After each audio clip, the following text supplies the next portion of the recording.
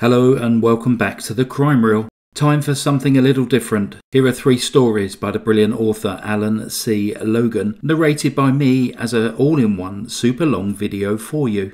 There will be more details in the pinned post. Let me know if you prefer the longer videos. And now straight on to the stories. For this week's true crime narration, we shall be looking at the life of Frank W. Abagnale Jr. He is known by most people through his best-selling autobiography, Catch Me If You Can, and the 2002 movie of the same name starring Leonardo DiCaprio and Tom Hanks. The narration today has not been researched and written by the Crime Reel. This has all been researched by the author Alan C. Logan. Alan's book, The Greatest Hoax on Earth, Catching Truth While We Can, has recently been published. Following meticulous research and first-person interviews with Mark Zinder, who is Frank's longtime publicist, and also Paula Parks, a former Delta flight attendant, this book examines the true story of Frank's extraordinary claims about his life and his so-called victimless crimes. Alan has been kind enough to use his extensive research to write an overview of Frank's life for me to narrate here on the Crime Reel. This narration will catalogue Frank's actual life and crimes, which are vastly different from the life story that most people know through his autobiography and the subsequent blockbuster movie, which have recently been proven to be false, revealing that selling a fabricated story to the world may have been his greatest hoax yet. So without further ado, here is Alan's story looking at the life of Frank W. Abagnale Jr. Frank was born on the 27th of April 1948 in the Bronx, New York, not in elite Bronxville as he has claimed. He was the second of 4 children born to Frank Abagnale Sr. and his Algerian wartime bride, Paulette Anton Knoll, after they met in Europe during World War II. Frank was described by both parents as a troubled child in need of psychiatric help even before their divorce on January the 20th, 1964, when Frank was 15 years old. His father married again less than 3 months later to divorcee Lillian May Hecker, who was a receptionist at a local TV station and was 14 years younger than Frank Sr. His mother later married a local dentist, Joseph Carlucci. Frank Jr. has always claimed that the marital rift played an important influence in his life of crime. Records show that Frank was already known to authorities in Westchester, New York, for petty crimes and had been accused of stealing from several local small businesses, including a dry cleaner. According to his own account, he spent 1 year between the ages of 15 and 16 in a juvenile home for boys run by Catholic charities. This appears to be true. He then entered the US Navy in late December 1964 at the age of 16. He was discharged from the Navy 2 months later, on February the 18th, 1965. He reoffended within a week of discharge, being arrested for forgery on February the 25th, 1965 in Mount Vernon, New York. 2 weeks later, on March the 11th, he was arrested again in the same town, this time for vagrancy. He returned to the community, awaiting trial. He went on yet another petty crime spree, stealing from more family businesses and people from the local community before stealing a yellow Ford Mustang and fleeing to California. He was arrested again several weeks later on the 21st of June 1965 by local authorities in Eureka, California. The case was turned over to federal authorities because driving a stolen car over state lines is a federal offence. His father travelled to California to escort him back to New York to face charges in his home state. Bail was set at just $1 because his father had fallen on hard times. To this day, Frank claims that he never stole from individuals or small businesses, only large corporations. However, records show that this is not true.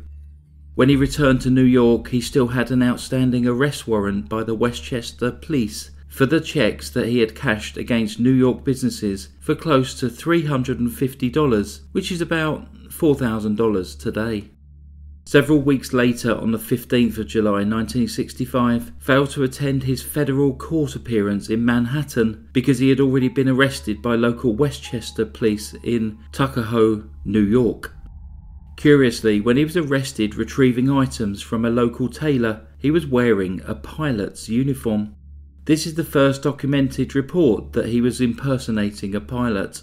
But contrary to the story he later popularised, that he travelled the world as a teenage millionaire impersonating an airline pilot for 2 years, cashing $2 million in cheques in 26 countries, he was instead captured before the ruse had barely begun. He was sent to Comstock Prison in New York for the remainder of his teenage years. 3 years for forgery against local businesses, which he admitted in a signed affidavit. 2 years later, in 1967, at the age of 19, he was released on parole to the care of his mother, who later stated that he was writing bad cheques within a week of arriving home. A little over a month after his release, he was arrested in Boston, Massachusetts, for grand theft auto and small-time larceny by forgery. He was sentenced to another 6 months in prison and served 128 days in Boston before he was returned to Comstock Prison in New York for the remainder of the original sentence and for violating his parole. He was eventually released on Christmas Eve 1968 at the age of 20. In summary, Frank was incarcerated for most of his teenage years, making all his later claims, as in the life story that created a billion-dollar industry, completely impossible. He was in prison the entire time he later claimed to be impersonating a pilot for 2 years from age 16, a doctor for about a year, age 18, a lawyer from age 19, and 2 semesters as a professor at age 20. Frank had successfully concealed this real record of petty crime from the world until Alan C. Logan revealed the truth for the first time in his true crime book, The Greatest Hoax on Earth, Catching Truth While We Can. He has systematically uncovered the layers of deception that reveal Frank's greatest hoax, that he has been deceiving the world about his past for more than 40 years. Following Frank's release at Christmas 1968, his life of petty crime continued. Now aged 20, he had finally put on the pilot's uniform again and did manage to scam a few free flights on Delta Airlines dressed as a TWA or Trans World Airlines co-pilot as part of agreements between airlines to allow crew to catch a flight if there were open seats. On one of these flights, he met a Delta flight attendant by the name of Paula Parks and started following her from location to location to convince her to date him.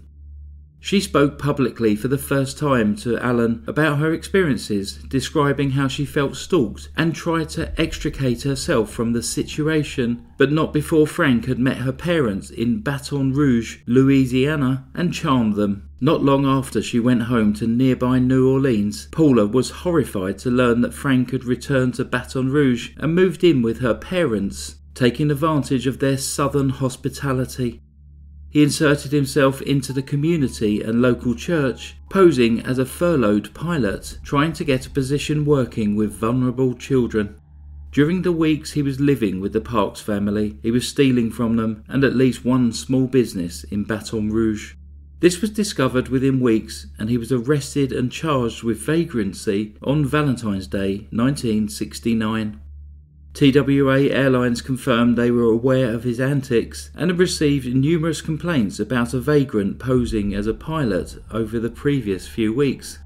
And so, the man who has since claimed to have been a millionaire by the time he was 21 actually spent his 21st birthday in jail. He was penniless and unable to post bail. The traumatised Parks family reported that he had even had the audacity to call them to ask if they would pay his bail. They refused. As a repeat offender, Frank was anticipating a lengthy sentence, so took advantage of a local reverend that he had befriended to advocate for leniency and psychiatric treatment instead of prison. That plan worked. He pleaded guilty, and on June the 17th, 1969, he was sentenced to 12 years for his theft and forgery convictions, but this was to be served on supervised probation. However, Frank soon absconded and was back to his same old tricks.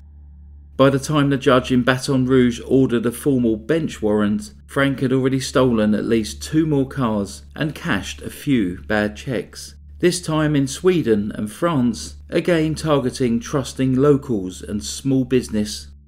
He was apprehended within weeks, arrested in France in September 1969 and charged with theft and swindling. He was sentenced to just 4 months in Perpignan prison. Eventually, he only served 3 months. He was then extradited to Sweden to face charges of gross fraud by forgery and ultimately was sentenced to 2 months in Malmo jail. Witnesses say there is no evidence that he was emaciated after his confinement in France, contradicting his claims that he was starved during his time in a French prison and was only £109 when he left. On release from Malmo jail, he was deported to the USA with an 8-year ban from re-entering Sweden. He was ordered to pay restitution, but his Swedish victims recently claimed that they have never received a single krona from him. Frank himself and those who promoted the film in 2002 claimed that he was on the most wanted lists of Interpol and the FBI. This is false, and Frank has recently refrained from making this claim. However, he has recently stated that he was celebrated in the FBI's big 100th anniversary coffee table book. That book is real, but he is not even mentioned within its pages. There was also no years-long cat-and-mouse chase with the FBI, as his autobiography and movie suggests. His long-standing claims that he was extradited from Europe in custody and made national headlines for escaping through an airline toilet are also false. More recently, in his talks at Google, which has now viewed over 14 million times on YouTube, he has claimed that Spielberg was the one who conjured up the airliner toilet escape. In fact, at 22 years old, he was largely unknown. He returned to the United States from Sweden around June 1970 with no media reports on record at all. Shortly after, at the end of July 1970, the 22-year-old ran a small scam that proved to be the basis of the Hollywood film that depicted it as happening when he was 16 years old. Frank dressed up personal checks with a Pan Am logo and cashed them. However, federal court records show the grand total was just $1,448.60 over 12 weeks, nowhere near the grossly exaggerated claim of stealing $2.5 million. His arrest record shows that there were just 10 checks in total, not the 17,000 checks as he later claimed. He was apprehended fairly quickly on the 2nd of November 1970 in Cobb County, Georgia, and this was because he used his own name on the checks. While awaiting his federal trial in the Cobb County jail, he did escape, but he was only at large for a few days before being caught in New York City whilst trying to cash another Pan Am check. He was held in jail in New York for 6 weeks before being delivered back to Atlanta on March 30th, 1971. The following month, on April 29th, 1971, he pleaded guilty to all charges and was sentenced to 10 years in federal prison in Petersburg, Virginia, with an additional 2 years for the escape. He has publicly admitted to this federal sentence, but misrepresented and exaggerated his crimes. He has also falsely claimed he was housed in Atlanta Federal Penitentiary, one of the most secure prisons in the United States, and that he escaped. In reality, he was not even there. Frank also claims that he was released, a reformed man, but this did not prove to be the case either. When he was paroled to Houston, Texas, under supervised probation in 1973 at the age of 25, he was once again arrested. This time for stealing from a children's camp near Houston. Pretending to be a furloughed Delta pilot, he had found a position as a bus driver and camp counsellor at a children's summer camp. He was caught stealing from the camp and another counsellor who he had befriended. He was arrested in Friendswood, Texas on August 29, 1974. He was aged 26 at the time, a far cry from his later claims that all his crimes were committed as a teenager. Again, Frank appeared to fall on his feet when a lenient judge ruled that he had to pay restitution for the stolen goods. He had a girlfriend at the time who appeared to have helped repay the victims on this occasion, and he remained in the Houston area. Not long after, according to his parole officer, Jim Blackmon, Frank used false pretenses and falsified records to get a job working at a Houston children's home, placing vulnerable children in foster homes. When Jim Blackmon discovered this, he said he ordered Frank to resign and suggested that Frank moved into his garage apartment so that he could keep a closer eye on his client. At the age of 27, in 1975, Frank finally appeared to get a legitimate job with one of the largest companies in the United States, Aetna Life and Casualty. But again, temptation was too great for him. The company ended up suing him for check fraud. Aetna may have been a $5 billion company at the time, but they were not prepared to let the $200 crime go unpunished. Fortunately for Frank, Aetna decided not to pursue criminal charges.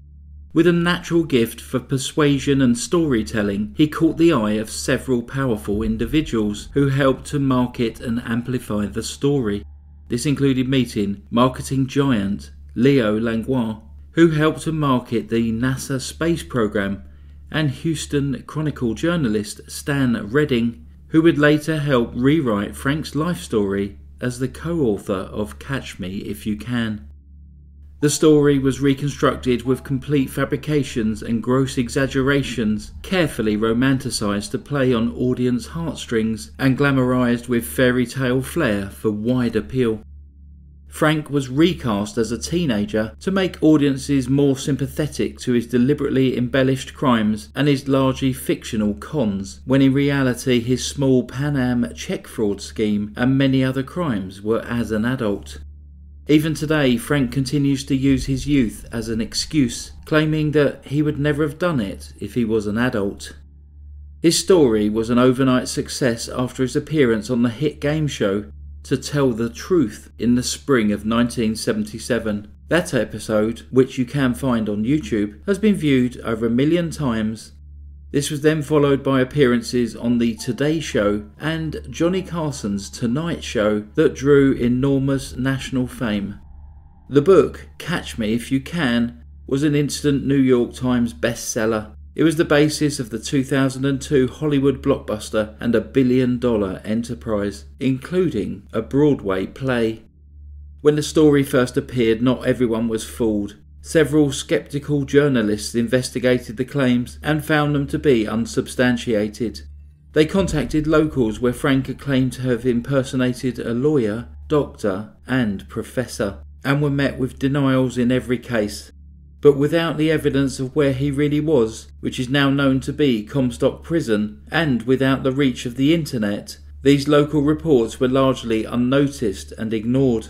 The voices of victims who did call the media to protest were drowned out by the overwhelming power of the story and its fictional hero. The first Assistant Attorney General at the time, Ken DeJean, contacted the National Enquirer when he heard that they were planning to run a story on Frank. Ken DeJean gave them a set of questions to ask Frank to check the validity of his story. So they asked him, what did the Attorney General look like? How old was he? How tall was he? What floor was the office on? What did it look like? Frank failed to answer even one of these questions correctly, and the National Enquirer never ran the story. However, other publications and media outlets continued to perpetuate and reinforce the fictional version of events that were created by Frank. Even with his dramatic fame and change in fortune, Frank was still facing numerous lawsuits for unpaid promissory notes after his book was released in the 1980s, including from people he had convinced to invest in his business. Even Langlois Communications, who was involved in marketing his fabricated life story, filed a civil lawsuit against Frank, suing for their creative intellectual property, although the details of the rift are not clear from their court documents. But the story remained unquestioned, and the fiction was repeated so many times as fact through the media, it was assumed to be true.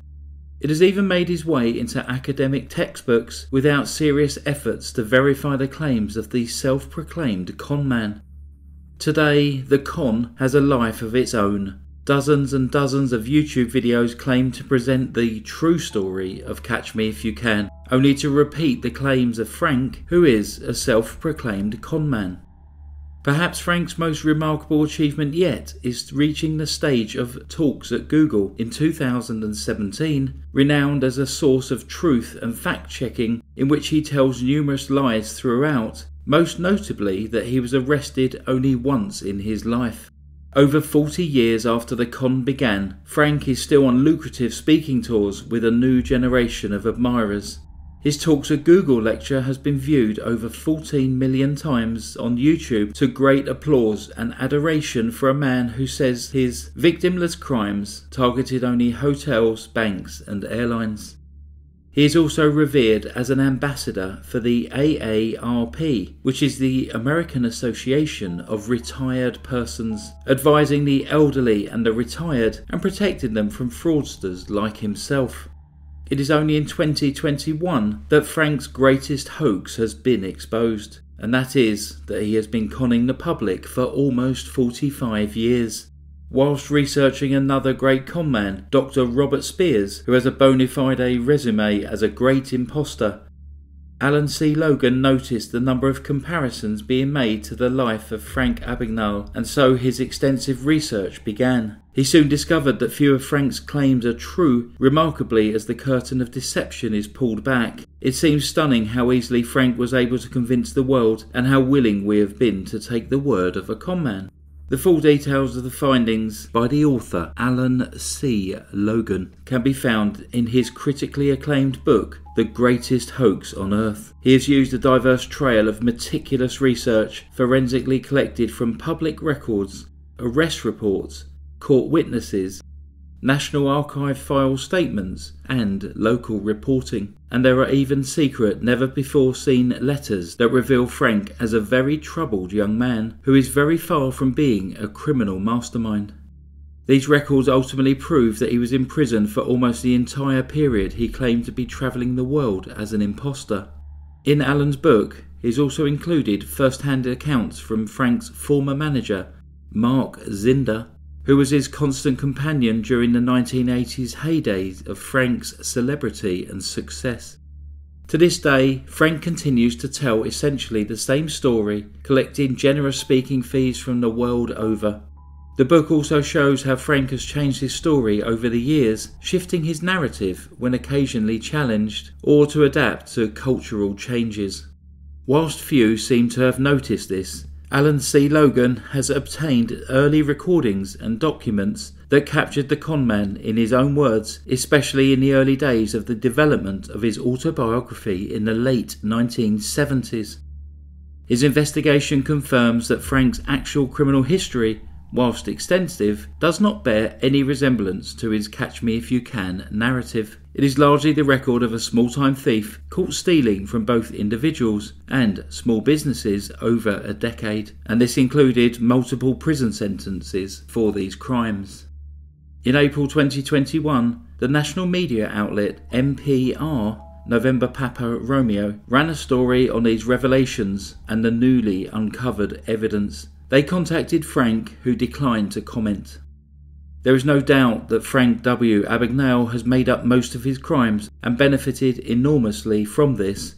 Selling fact as fiction, he has found his greatest mark in global audiences, and the world happily bought it. This may have actually earned him the title of the world's greatest conman. So that ends today's narration, and I would like to say a massive thank you to Alan Logan for providing this for us. If anyone is interested in purchasing Alan's book, I will leave a link in a pinned post in the comments below. And now it's time to move on to the next story. Today we shall be looking at the life of one of America's most prolific yet enigmatic confidence men, Dr. Robert Vernon Spears. He is the figure at the centre of one of the greatest whodunits of airline history, as described by the Time magazine in 1960. Our narration today has been written by the author Alan C. Logan, based on the research which he completed for his book, self-styled Chasing Dr. Robert Vernon Spears. In this book, he pieces together the dramatic true story after collecting thousands of documents and newspaper articles across the decades of the conman's life. Alan has done extensive research on conmen and is also the author of The Greatest Hoax on Earth, which provided new revelations about a better-known conman, Frank, Catch Me If You Can, Abagnale, which I also recently covered on the Crime Reel. In fact, Alan told me that when he started sharing the story of Dr. Robert Spears, many people would draw comparisons with Frank Abagnale. But while Logan's deep investigation proved that Frank Abagnale's claims in Catch Me If You Can were almost entirely false, the story of Robert Vernon Spears proved to be true and arguably more fascinating. Indeed, when Robert reached the height of his notoriety in 1960, Life magazine described it as a case so bizarre that even the most imaginative mystery writer would hesitate to use the plot. Those disappointed to learn Catch Me If You Can is largely untrue might be interested to discover this true story of this more mysterious conman. So here is Alan's account of the life of Dr. Robert Vernon Spears. The mystery of Robert's identity actually begins with his birth on June the 26th, 1894 in Cassville, Missouri. His mother, Matilda, used various identities herself and listed her child in official documents under several different names, including Clyde Stringer and Clyde Porter. She told Robert, or Clyde as he was then known, that his father had died, although this was not true. Virtually penniless, Matilda and her two children moved between the small towns of rural Oklahoma, Kansas, Missouri, and Arkansas. When Clyde was 9 years old, Matilda married a stonemason, William Gallion of Pryor, Oklahoma. Life with his stepfather was turbulent, and Clyde found salvation in the railways, stowing away to new places and practicing new identities. By the time Clyde was 16 years old, there were numerous reports of a dashing young man answering his description, passing bad checks in neighbouring towns. He was buying fancy clothes and overpaying for his accommodations so that he would be reimbursed in cash. His first known serious charge was in 1913 when he was 18 years old. He was charged with cashing a forged cheque at an MKT railroad office in Oklahoma. It was for only $9, which is around $233 today. But the popular larrikin embarrassed both the railroad and his pursuers and paid a heavy price. The headlines virtually cheered for the smooth young lad who got one over on the railway. They deployed a special agent, and Clyde was finally apprehended in Kansas after a cat-and-mouse chase. He spent both his 19th and 20th birthdays in the Oklahoma State Reformatory. On his release in August 1914, he started using new aliases and was reportedly a favourite with women. By 1917, the affable, well-dressed young man was wanted for passing bad checks all across Oklahoma. Businesses began displaying his check artistry in their shop windows as a warning to other unsuspecting retailers. On the run after buying diamonds with forged checks, he borrowed an automobile to make his getaway. The authorities found the vehicle with a polite note with instructions to return the car to its rightful owner, all adding to his reputation as a gentleman thief. When he was eventually apprehended, the nice young man convinced all of those he had defrauded to withdraw the charges so he could join the army, which they all happily agreed to.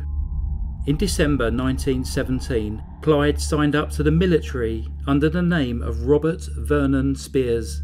He even stole from a young man called Gilbert, who he befriended at the recruitment office.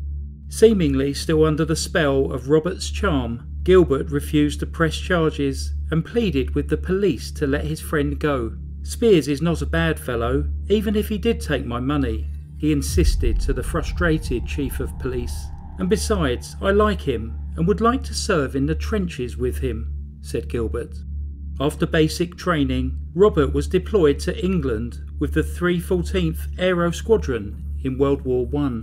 He ingratiated himself with commanding officers and was promoted to sergeant within days of arrival. Based in Stonehenge, there is no record that he saw combat, but he was flown in a 2-seater biplane to hospital in Oxford for a chest infection. For the remainder of the war, he was transferred between the lounge sections of various hospitals and was a favourite with the nurses. Eventually, he returned to New York for an honourable discharge in February 1919. Robert, then 24 years old, immediately went on a performing tour as a vaudeville actor, returned war hero and escape artist, billing himself as Lieutenant Zarro, the handcuff king escapist. He also lectured on fabricated exploits in France. By March 1919, he had convinced 40-year-old Aura Clayton to sell her business and accompany him as his wife. They married within a week, but 2 days later, Aura Spears awoke to find him gone. So was her valuable watch and a small sum of money. When he was caught a month later, headlines announced, "2-day hubby arrested for deserting wife." It seemed that the authorities weren't quite sure what to do with the likeable scoundrel. After a minimal penalty of only a couple of months in the local jail, Robert was on his way again.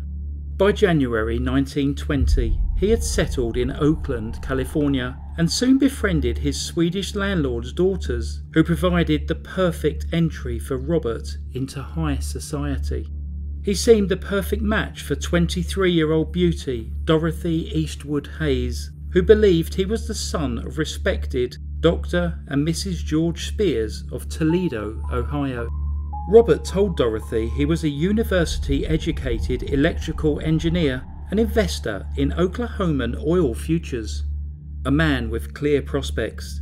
In no time, Robert found himself in the San Francisco Society pages announcing his engagement supper dance at the grand home of Dorothy's parents, and also their anticipated spring wedding.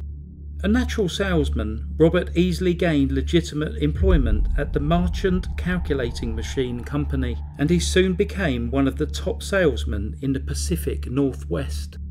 No one questioned Robert's careful excuses why his family could not attend their wedding in June 1921. Dorothy's parents bought Robert a prized Mercedes automobile, and the couple moved to Seattle, where Robert had been tasked with expanding Marchant's sales operations. But within weeks, Robert explained his oil investments had failed and he was penniless. Dorothy's parents sent money, but Robert soon discovered the family was not as wealthy as he had assumed.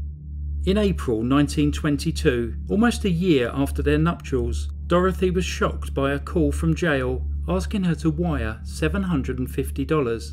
That's the equivalent of over $11,000 today. The money was needed to bail Robert out. Assuming it was a misunderstanding, the family borrowed money for his release. The charges were dropped, and with finances exhausted, Dorothy and Robert moved back to live with her parents. Family relations became increasingly strained when it was discovered that Robert had taken the bail money and squandered it. But it was another year before Dorothy's parents asked Robert to leave, and Dorothy filed for divorce in July 1923. The indulgent playground of the Roaring Twenties offered many opportunities for a conman. To begin with, Robert ran mainly short schemes and cons and successfully evaded the law. By 1926, he had assumed his boldest identity yet, Oscar L.A. Delano. This great Gatsby-like character was based on a well-known real New York millionaire at the time. It was the heyday of celebrity gangster culture, glamorized by Hollywood. But the suave and sophisticated conmen prided themselves on never using force to remove money from their mark, taking money from the fat cats who could afford it, or big businesses that would barely notice. Robert recruited a team, including edgy women, to lure wealthy marks in various schemes. As Playboy Delano, Robert even set up rooms at the exclusive Coronado Hotel in St. Louis and had so many women in and out of his hotel rooms it attracted the suspicions of the local police. When they raided his room, Robert was dressed in silk pajamas, entertaining 2 women in a single bed. Not realising his real identity, the police released Robert before his real crimes were discovered. When a multitude of schemes were uncovered, police returned to the hotel to find that L.A. Delano had fled, leaving his unpaid bill. It was some weeks before the police learned his real identity, as they put out an alert for the tall, fair, well-dressed man driving an expensive car who was, in their words, a favourite with the opposite sex. The chase continued before Robert was eventually captured in Kansas, where he made the error of impersonating a bald man. The front page headlines chuckled that Spears was foiled by having too much hair. He pleaded guilty to all charges and was sent to Leavenworth Prison in March 1927. While there, the popular prisoner received mail from multiple women from all over the United States. With good behaviour, Robert was released within months and back to his usual tricks. Everything changed in 1928 when he was caught for check fraud and sentenced to 2 years in Missouri State Penitentiary. Not because he decided to go straight, but because that is where he met William Allen Taylor, also known as Al. Al was a first-time white-collar offender, a clerk with a good eye for numbers and a nose for opportunity. Disenchanted with life, Al had embezzled a fortune from his employers in Memphis and deserted his wife and 5-year-old son. Coincidentally, he was also living large at the Coronado Hotel in St. Louis when he was caught, his flashy clothes and fancy car drawing the attention of the local police. Al and Robert developed a strong bond and what would become as a close, lifelong friendship. Robert was released a few months before Al and was waiting when his friend walked out the gates in 1930. For the next 10 years they had the time of their lives and were virtually inseparable. They worked confidence schemes up and down the eastern half of the United States. Al's business knowledge brought an added level of sophistication to their confidence schemes as they started targeting large corporations and recruiting other con artists for much longer cons. Witnesses described Al as becoming the brains behind the operation. Their scams were not always successful, and they served time together in Ohio, Florida, Washington, DC, and Maryland. With the exception of the several stints when Robert, claiming to be a Canadian and deliberately had himself deported to Canada to avoid jail time, the two were mostly joined at the hip, both inside jail and out. Their final prison term together was in Maryland State Penitentiary, both men then in their 40s. After almost 12 years together, Al made the hard decision of going straight.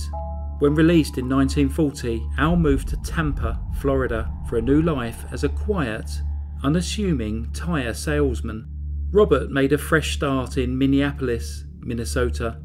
With a typewriter and doctored resume, he got work as a writer for a religious newspaper, the Wesley News.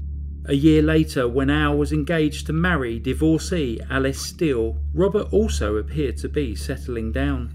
He took out a marriage license with 32-year-old Benita Foster in November 1941, but Robert got cold feet and left town a week before his wedding.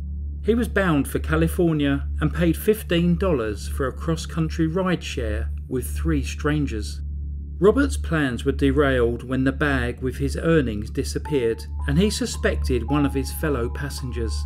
The normally cool and controlled Robert became uncharacteristically enraged and pulled out a revolver in the first and only menacing act of his career. He marched the suspects into a cornfield, tied them up and searched them. Unable to find his money, he forced them into the back seat to drive them to a local police station and report the theft.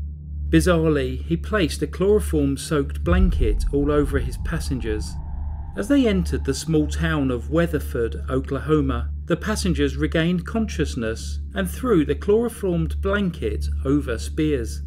There was a struggle to control the gun as Robert lost control of the vehicle and hit a row of parked cars.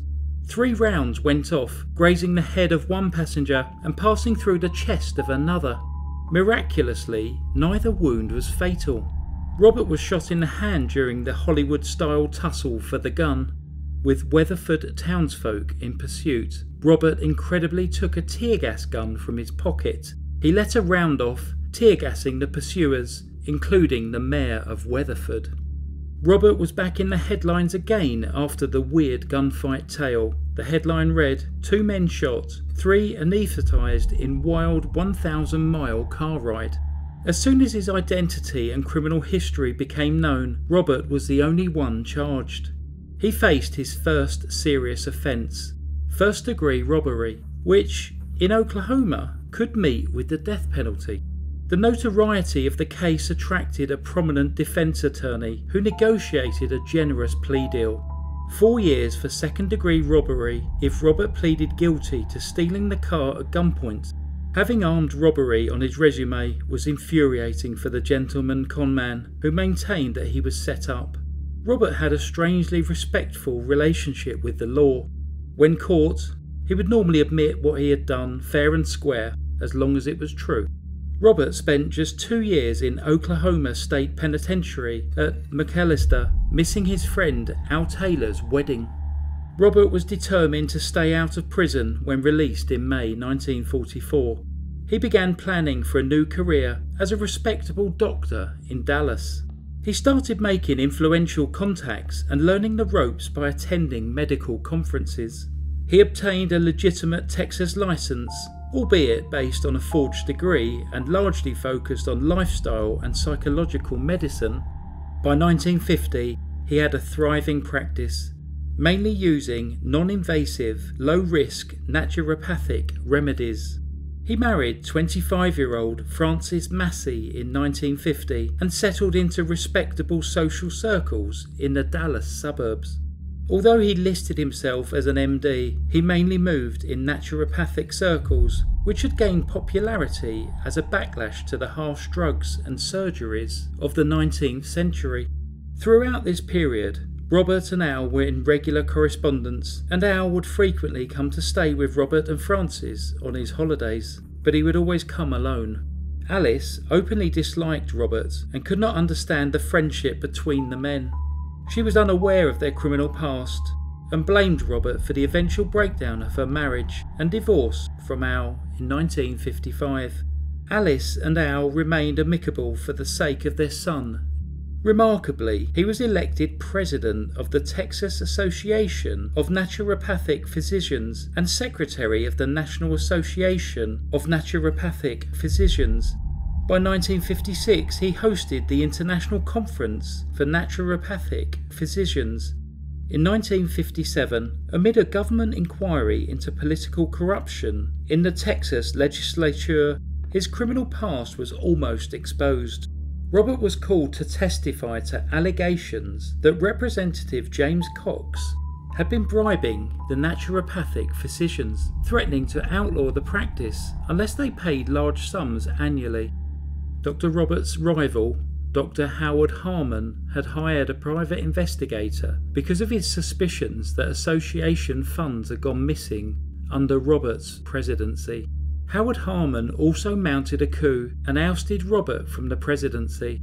Rather than challenge this, Robert and his many followers established a new rival association. Just as Howard was about to expose Robert, the Texas legislature retaliated against allegations of corruption by banning all naturopathic medicine. Clinical practice became illegal and the police raided the offices of naturopathic doctors throughout the state. Somehow, with the political chaos and general disarray of his profession, the details of Robert's criminal past did not become public.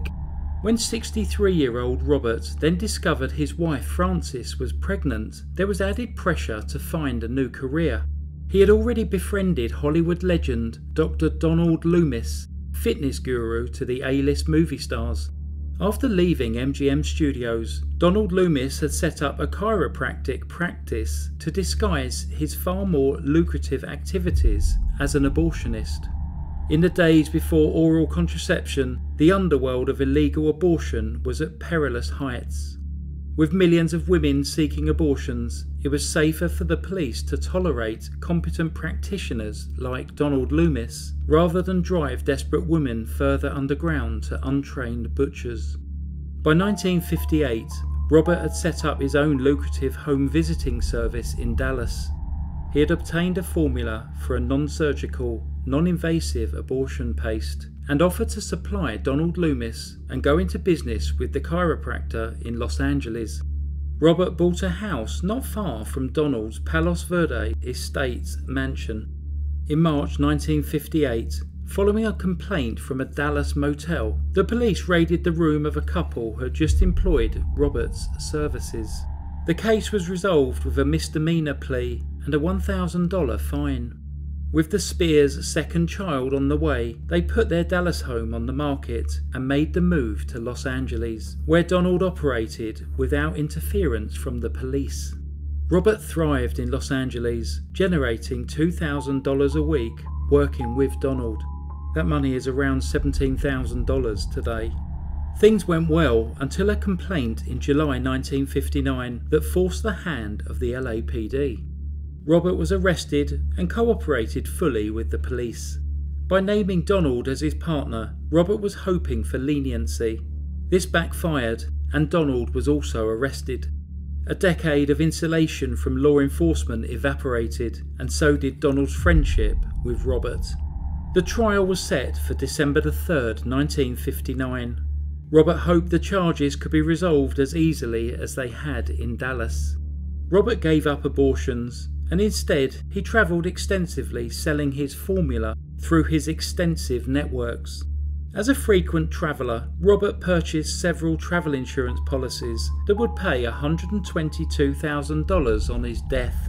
This is about $1 million today. Robert and his old friend Al exchanged numerous letters in this period. They appeared to be planning to go into business together again, and in one letter, Robert mysteriously urged Al not to use his real name in future communications, but to refer to him as F for Foxtrot, Massey. In September of 1959, Al drove to New York with his stepson and is believed to have met Robert there, along with unknown others. 2 months later, Robert and Al spent the weekend of November the 14th together in Tampa, Florida. Al's son, Junior, who was 17 at the time, saw the men drinking and laughing in Robert's hotel room in a celebratory mood.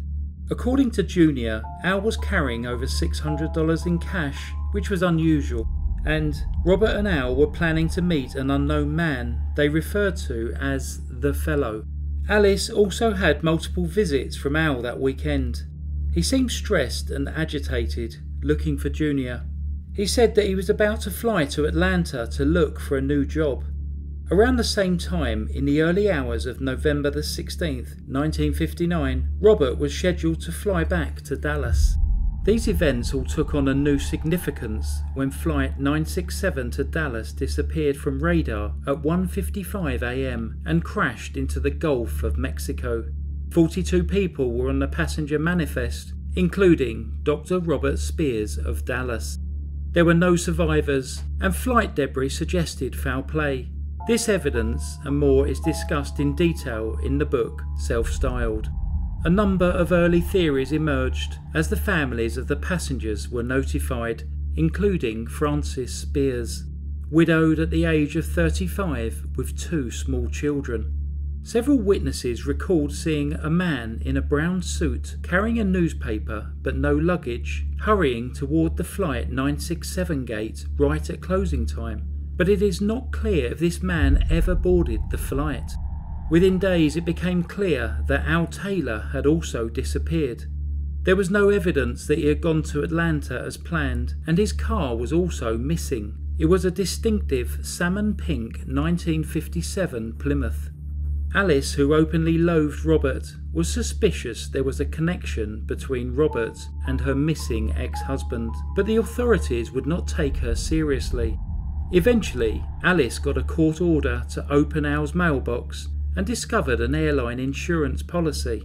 It revealed that Al had bought a $37,500 life insurance policy at a vending machine in Tampa Airport at 12:16 a.m, just 9 minutes before Flight 967 departed. But more significantly, he has listed his destination as Dallas, where Flight 967 was headed, not Atlanta. Alice Taylor, whose bridge parties were the talk of Tampa society pages, soon became the centre of national headlines, speculating that her ex-husband Al was on Flight 967. This raised the question that Al may have been the man in a brown suit. It then emerged that Al was in significant debt and his expensive car was about to be repossessed. All good reasons to disappear. Authorities admitted that would have been their conclusion had it not been for the insurance policy. They issued a national alert for Al's pink Plymouth. There was speculation that the 9-minute window was too tight for Al to make the flight and that the policy was a diversion of some kind. There had been several possible sightings of Al, including one by a very credible source. A co-worker who knew him well saw Al the month after the plane crash, just before Christmas of 1959. He spotted him in a shopping district of Nashville, where Al was originally from. This man turned and looked in response to his name being called by the witness, then deliberately disappeared into the crowd. The witness informed the police he was 100% certain it was Al Taylor. Meanwhile, Frances Spears was increasingly distressed by Alice Taylor's insinuations in the national papers. Both women were in mourning for men they believed had perished on Flight 967 in the same seat. With the growing speculation, Frances was having difficulty registering Robert's death for probate as she prepared to sell their Los Angeles home. The abortion case against Robert had been dropped and Donald Loomis was to face charges alone. It was a bad time for the airlines, with 4 more major US airline crashes in the first 3 weeks of 1960, including another National Airlines mid-air explosion on January the 6th. In the case of Flight 2511 from New York, investigators recovered over 90% of the fuselage and confirmed willful detonation of dynamite explosives. Although it was impossible to conclusively identify the culprit, suspicion centred on New York attorney Julian A. Frank, who was under investigation for fraud and embezzling over $1 million. Providing a tenuous connection between the cases, Donald Loomis alleged that Robert had briefly sought advice from Julian Frank on his pending abortion case. Donald Loomis, who openly resented Robert, also said that Robert had been looking to escape to South America. The day after Flight 2511 exploded, January the 7th, Alice reinforced this narrative in the headlines, disclosing she discovered letters from Robert in Al's apartment in Tampa, and that both Robert and his medical qualifications were bogus.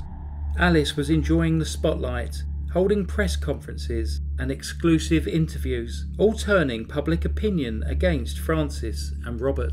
That same day, Robert made a secret appearance in Dallas, revealing to Frances that he had been hiding in the Arizona desert since the crash, in a compound owned by Dr. William Tursker, another naturopath of dubious repute. Robert insisted that he had no part in the crash and no reason to kill his oldest and dearest friend. He said he had sought refuge with William Tursker because he knew that his criminal past would make him a suspect. Curiously, William later told at least one reporter that Robert was not alone when he first arrived in Arizona after the Flight 967 disaster, but he could not identify Robert's companion or where the man went.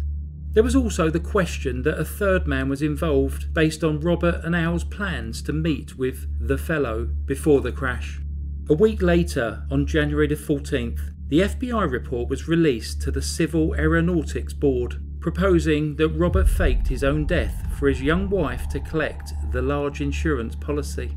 The report also documented his long criminal history.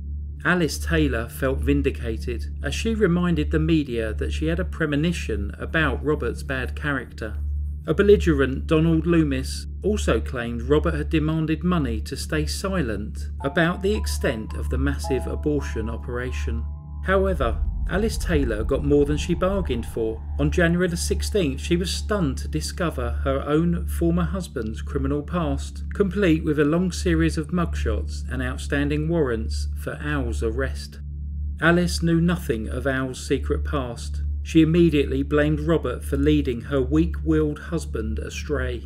In the perfect segue, Alice recalled that Robert was a practiced hypnotist, telling the media that, "I believe that Robert hypnotised him into doing it." The hypnosis theme made headlines coast to coast. The nation was captivated. With each passing day, the story got stranger and more puzzling as layer upon layer was slowly revealed across the national newspapers.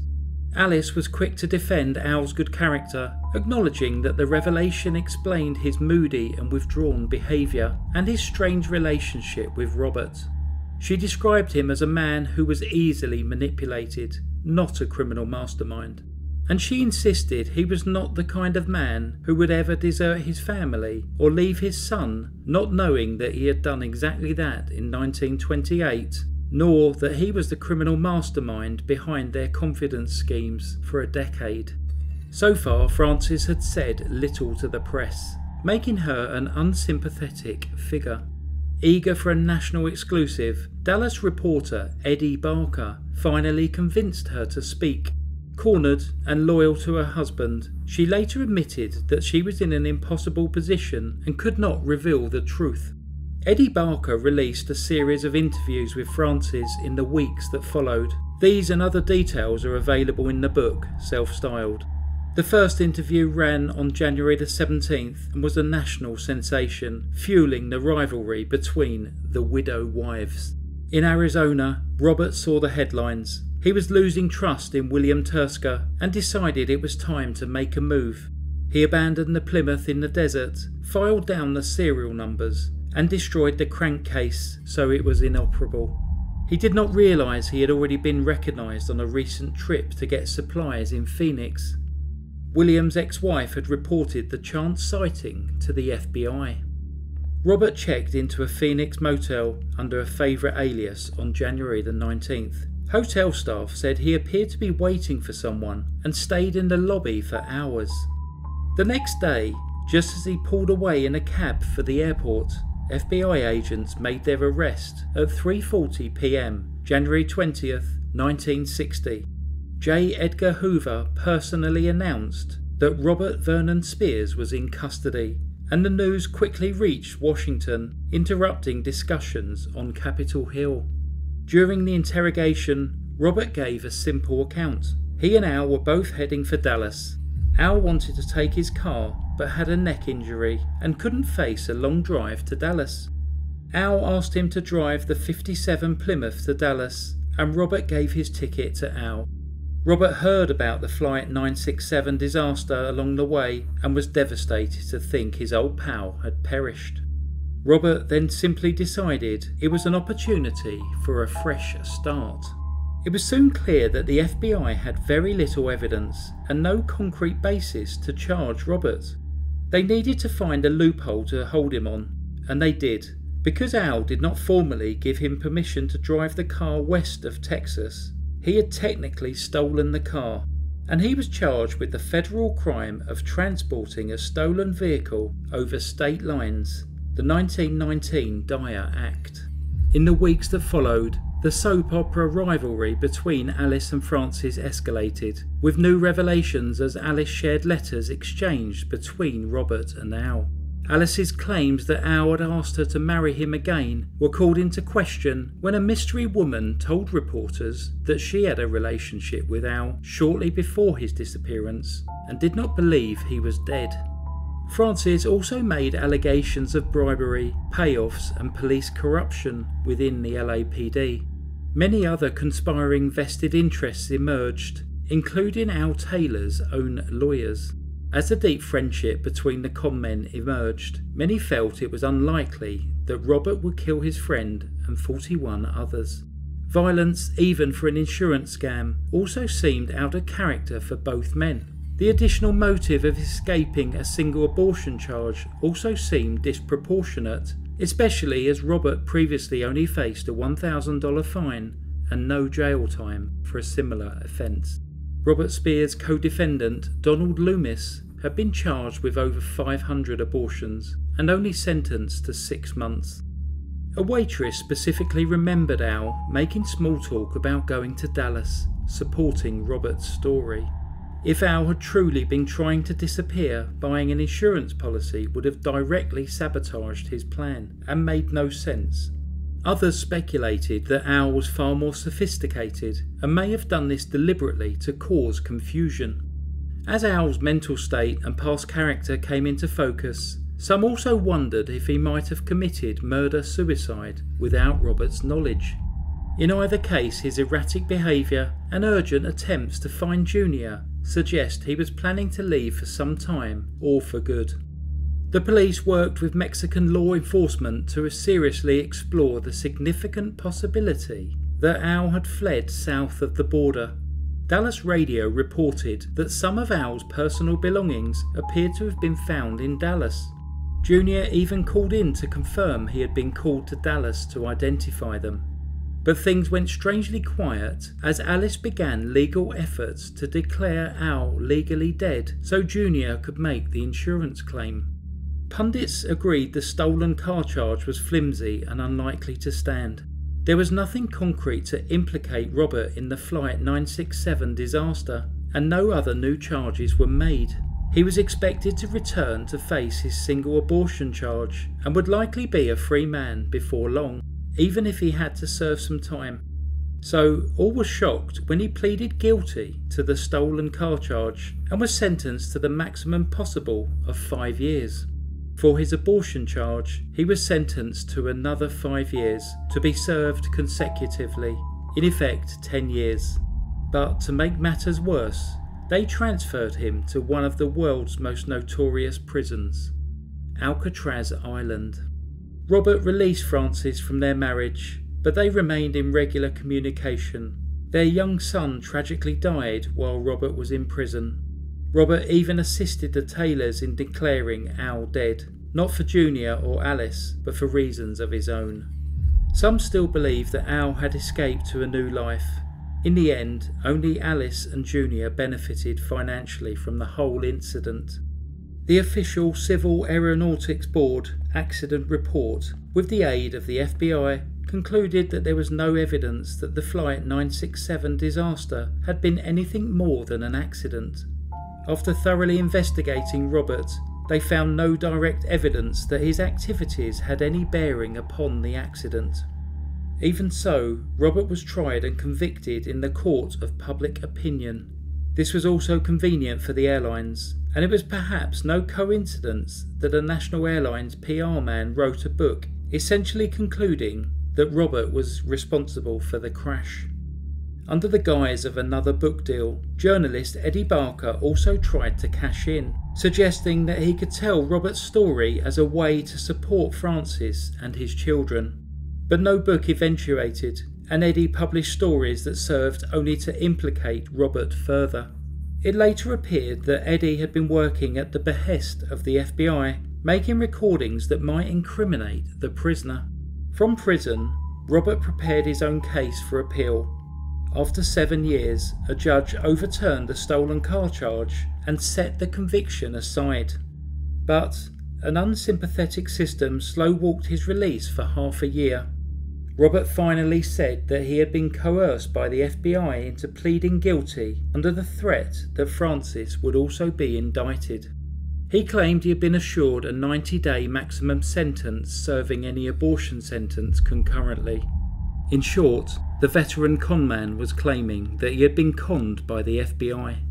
When he walked out of prison on July 9, 1968, the prison was instructed to notify the FBI immediately.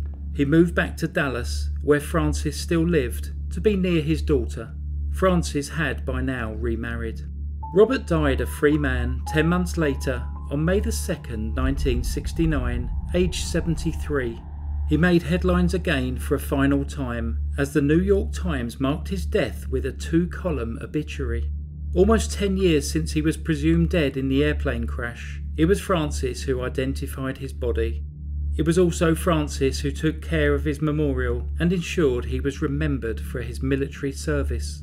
The man born as Clyde Porter Stringer is buried in the Field of Honour as Sergeant Robert V. Spears, taking with him many secrets unknown. His remarkable life had almost been forgotten until rediscovered 50 years after his death by Alan Logan and brought back to life in the pages of Alan's book, self-styled in 2019. This was only possible because Robert left a remarkably diverse trail of captivating headlines and forensic breadcrumbs along the decades of his life's journey, some comical and others tragic. The thousands of documents he left behind allowed Alan to retrace the forgotten footsteps of one of the most notable and mysterious characters of the 20th century. Once again, I would just like to say a huge thank you to Alan Logan for providing this fascinating narration. I'm going to put a link in the description and as a pinned post for the website chasingspears.com. Please make sure you give it a visit. You can buy the book in all types of format, and there's also a little 2.5-minute video trailer that's really worth seeing. There's some beautiful footage on there. It's a really good video. I'll be interested in hearing your thoughts on what you think happened with the Flight 967. Thanks very much for listening to the Crime Reel. Stay safe. Goodbye. And now it's time to move on to the next story. For today's true crime narration, we shall be looking at the life and crimes of Edward Wayne Edwards. This is a fascinating story and insight into a criminal mind which has been thoroughly researched by our friend of the show and channel and the author of several books about conmen, Alan C. Logan. Edward Wayne Edwards was born as Charles Murray on June 14th, 1933. He was born to single mother Lillian Cecilia Myers of Akron, Ohio. The identity of his father is unknown. When Charles was just 1 year old, 23-year-old Lillian was arrested and convicted for stealing $100, which is about $2,000 today, from a family who had employed her as a housekeeper. While she was in prison, Charles was placed in the care of Lillian's sister, Mary Ethel Myers, and her husband, milkman Fred K. Edwards. Lillian was released after 14 months. However, just 3 years later, in 1938, 5-year-old Charles was orphaned when Lillian died of a self-inflicted gunshot wound, apparently distraught over a broken love affair. Charles was formally adopted by Mary and Fred, and they changed his name to Edward Wayne Edwards. Edward, or Ed as he became known, was happy with his adoptive mother, Mary Ethel Myers, but by 1940 she became bedridden with multiple sclerosis.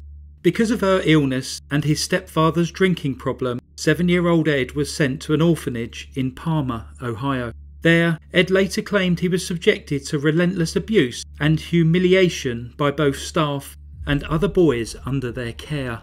By the age of 11, when asked what he wanted to do when he grew up, Ed says he told the supervising nun, "Sister, I'm going to be a crook, and I'm going to be a good one." In 1945, aged 12, Ed moved back to his grandmother's Akron home, where he lived with her and his adoptive parents, Fred and Mary.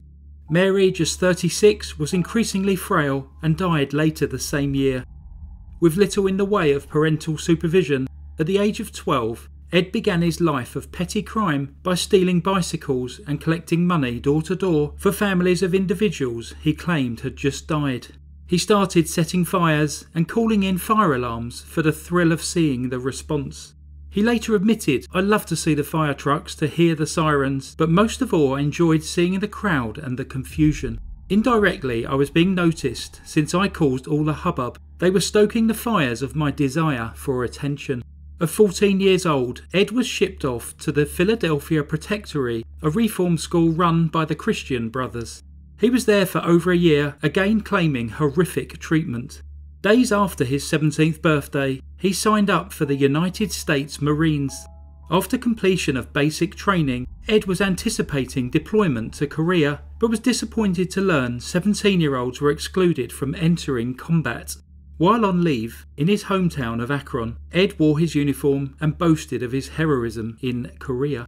"I was eating it all up, enjoying every minute of it," he later said. Ed failed to return to the Marines and instead wore his uniform to establish trust while cashing forged cheques. While AWOL, he also stole a car from an auto rental outlet and was eventually arrested in Daytona Beach, Florida in May 1951. He was dishonourably discharged from the Marines with a 5-year suspended sentence for the stolen car. Over the next year, Ed continued to wear his Marine uniform and use false pretences to obtain money, steal cars and defraud several women.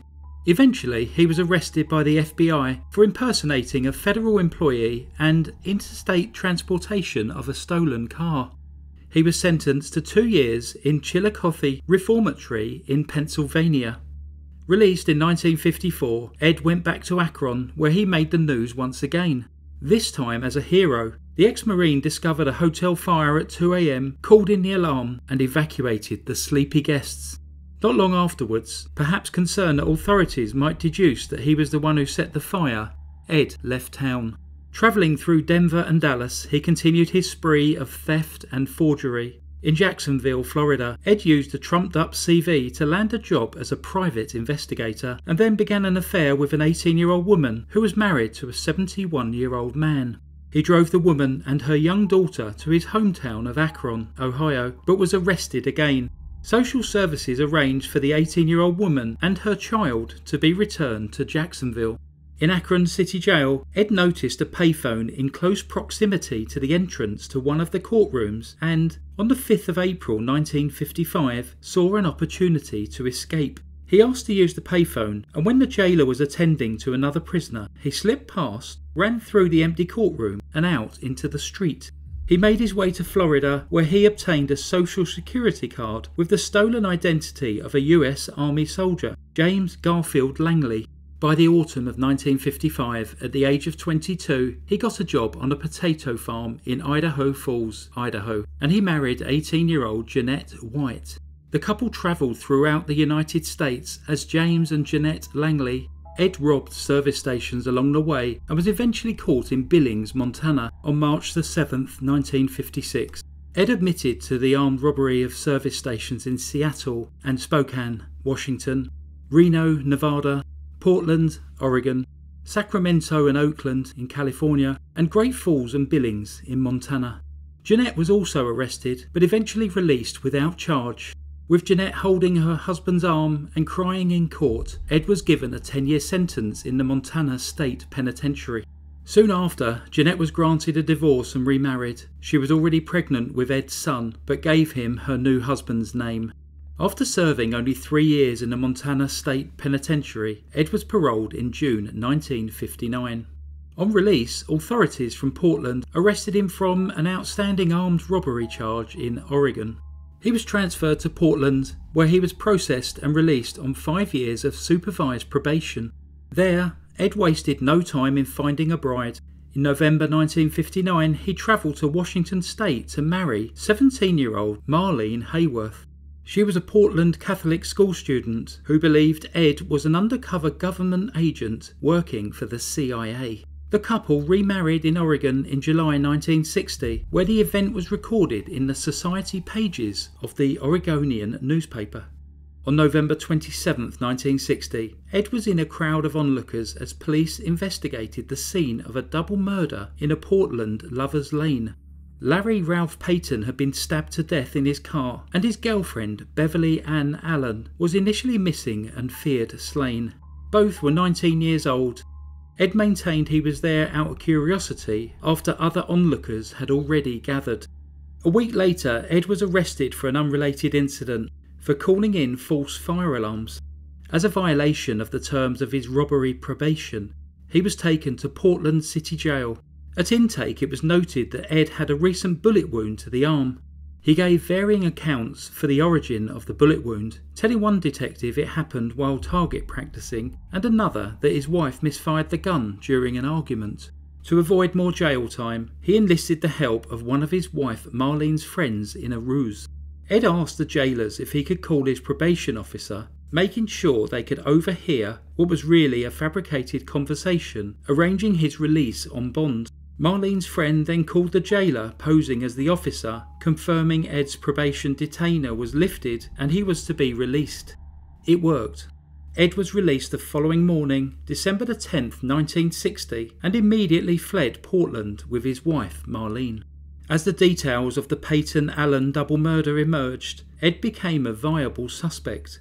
Beverly Allen's body was not found until almost 2 months later. She had been sexually assaulted and strangled. A bullet had been fired from within Payton's car, and Ed's bullet wound took on new significance.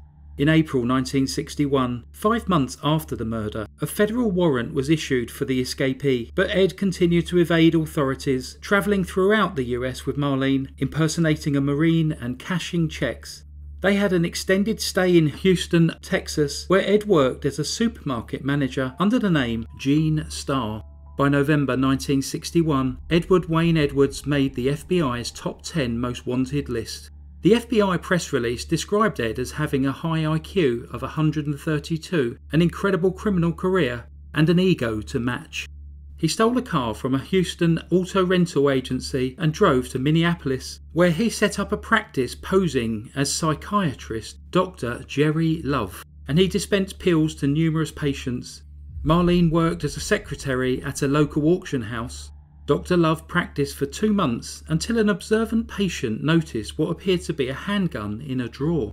She became suspicious of the healed-over wound on Dr. Love's left arm. Convinced it was a scarred bullet wound, she called the authorities. But sensing something was wrong, Ed packed up the stolen station wagon and picked up Marlene at the auction house on her lunch hour. By the time the police arrived at the office of Dr. Love, the physician and his wife were gone. Witnesses identified the doctor as Edward Wayne Edwards from his FBI's most wanted photo. Ed returned to Ohio and to his favoured criminal method, armed robbery. First, Ed and Marlene went to the local Oldsmobile in Akron to test drive a car unsupervised. They then drove it to the First National Bank in Arlington Plaza, where Ed robbed the bank of $7,700. That's about $70,000 in today's terms. They ditched the car and fled to Atlanta, Georgia, on public transport.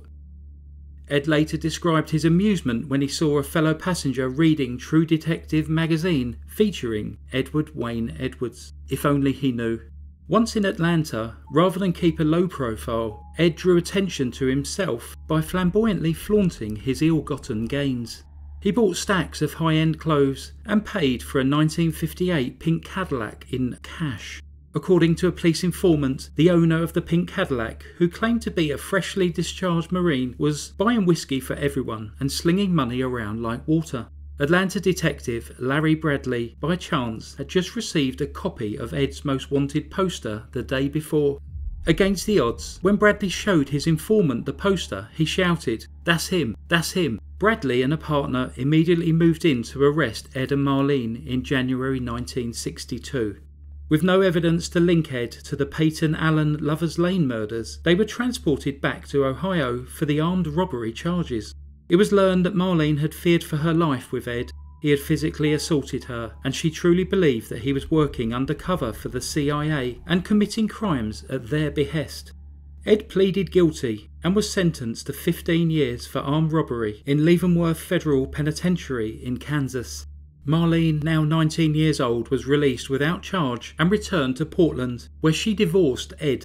She was pregnant with his child, a son who was born prematurely in May 1962, but sadly the son died.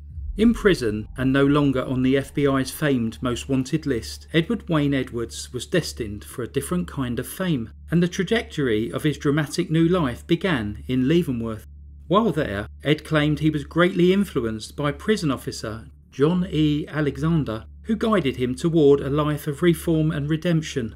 Ed described Alexander's great talent for motivating meaningful change by building a fire in someone rather than under them. Ed signed up for Leavenworth School and trade programs, and even took the Dale Carnegie courses on how to influence others and think and speak on your feet. Ed was transferred to lower security Lewisburg prison and granted parole on September the 20th, 1967.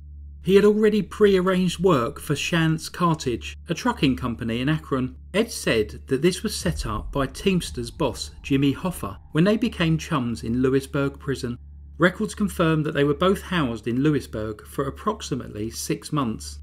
Just weeks after his release, he met 21-year-old Kay Lynn Headley and they became engaged in December 1967. Disclosing some of his criminal past, Ed promised a life of reform. Believing him, Kay married 35-year-old trucker Edward Wayne Edwards in July 1968. Through his parole officer, he was invited to address university students using his story as a cautionary tale of wasted youth and a way to advocate for prison reform. Realising his talent for public speaking, Ed soon began talking about his life story in much wider public forums. This was hugely successful. By 1970, he had given up trucking and was travelling the United States telling his life story. In 1971 alone, he had appeared on radio or television over 70 times and gave over 160 lectures. He launched an advocacy group called We Want to Help as part of an anti-crime, anti-drug crusade. Over 17,000 people signed up for his anti-crime newsletter.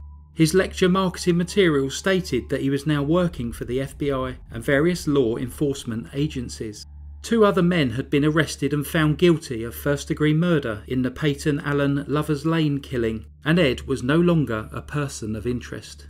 At the suggestion of University of Akron sociology professor Carl Bersani, and with the editing assistance of an Akron journalist, Richard McBain, Ed secured a book deal with Hart Publishing of New York. The book, Metamorphosis of a Criminal, catalogued his life story up to that point in 1972. For the most part, Ed's narrative aligned with police, court and prison records, as well as newspaper accounts. The cover flap on the book described Ed as a man of considerable cunning, charm and personal appeal, and also claimed that the reader would be rooting for him all the way. Ed's book received glowing reviews, lauded as dramatic, heartfelt but humorous story of reform. An exception was a Donald Shoemaker, a sociologist who referred to the book as the Confessions of an Egomaniac. After the release of his book, Ed, now a respected family man, appeared on national television game shows including What's My Line and To Tell the Truth. It was a dramatic transformation for a man who the Akron Police Department once described as incapable of telling the truth, even when the truth would be an advantage to him. He cut a vinyl LP album and even appeared in Esquire magazine, reinforcing his reputation as criminal chic. In 1974, his book rights were sold to LDI Productions of Akron, and Ed scored half of the book option rights. Ed had since befriended Atlanta detective Larry Bradley, who had arrested him a decade earlier when he was on the FBI's most wanted list. Bradley agreed to play himself in the film. When the film rights were purchased, Ed's formal occupation was noted as an Ohio distributor of Sentry Sonic alarm systems for homes and businesses. Turning Metamorphosis of a Criminal into a film proved difficult, and the project never moved forward.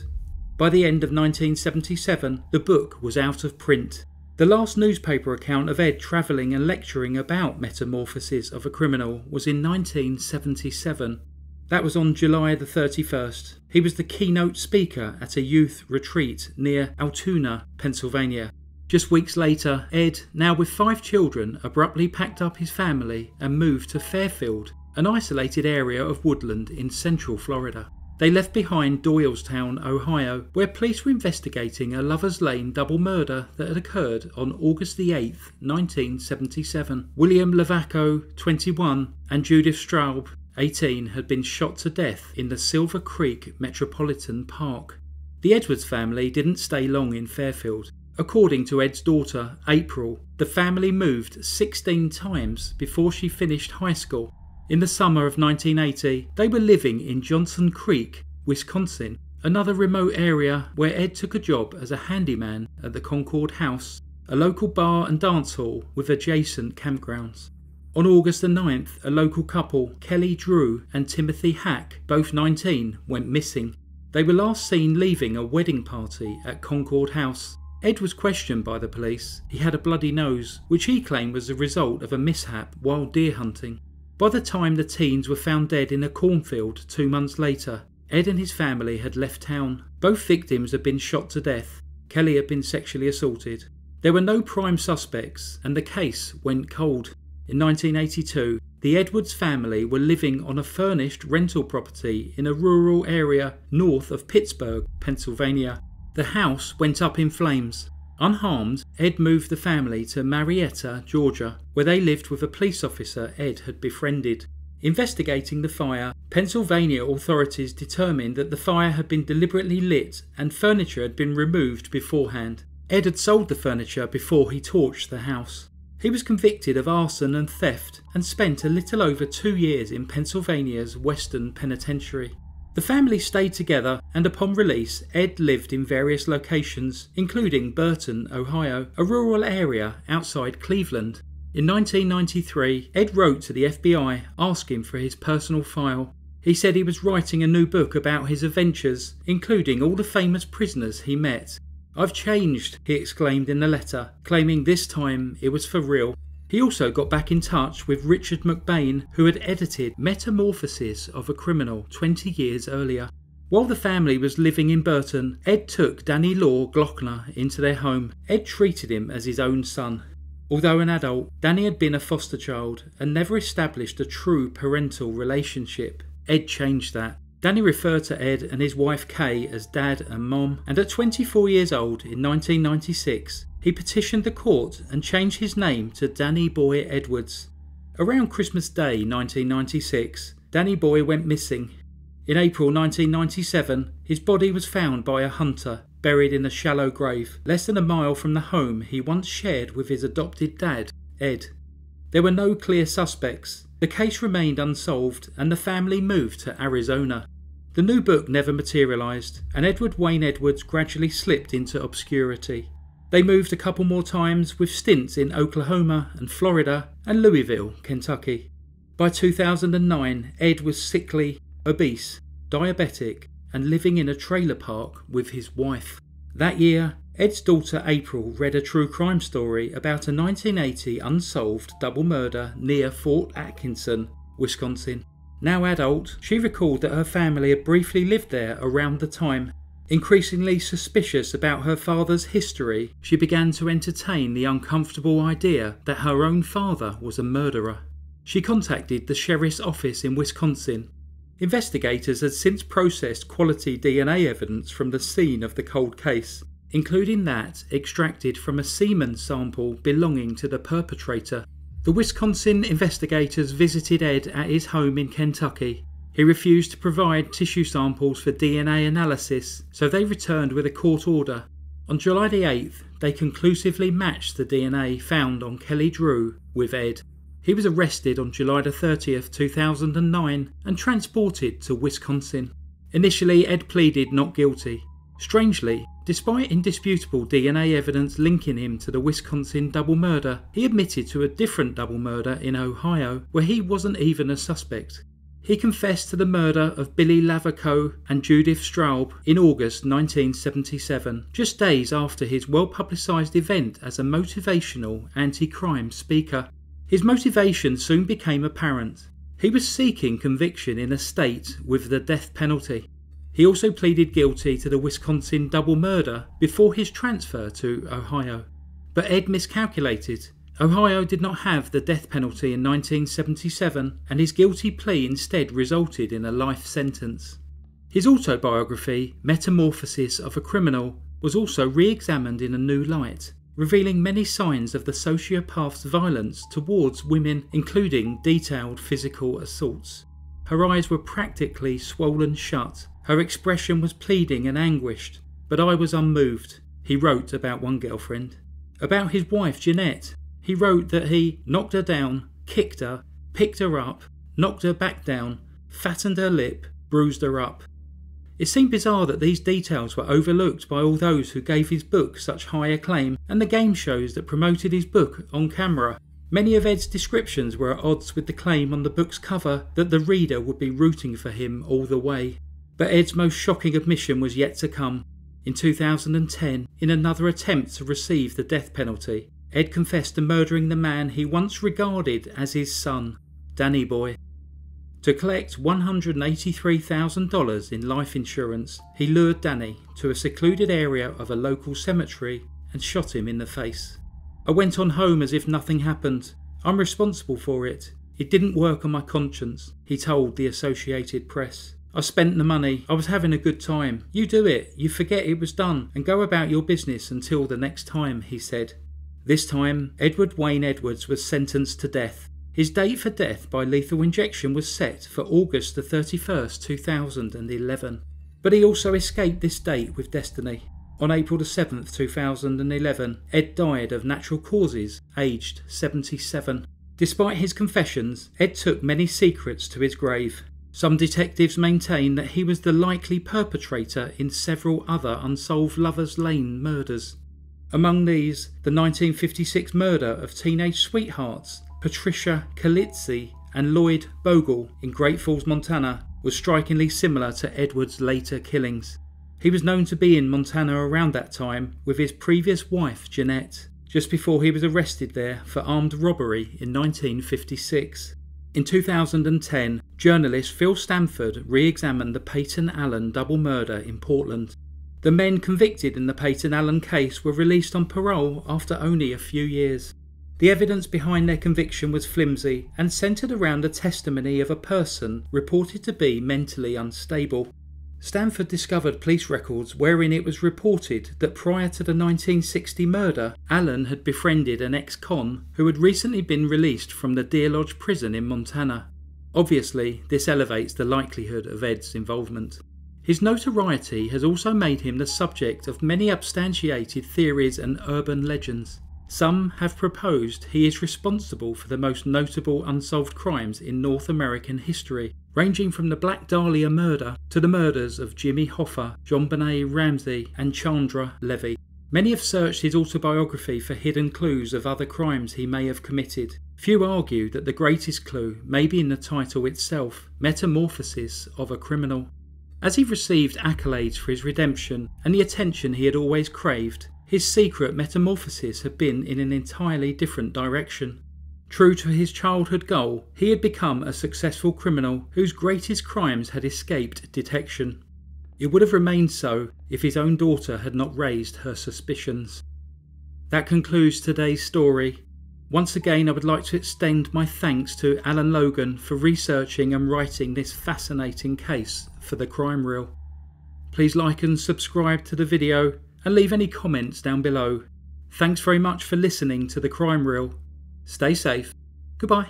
Psst, original copies of Ed Edwards' book now fetch as much as $1,000 online. Goodbye.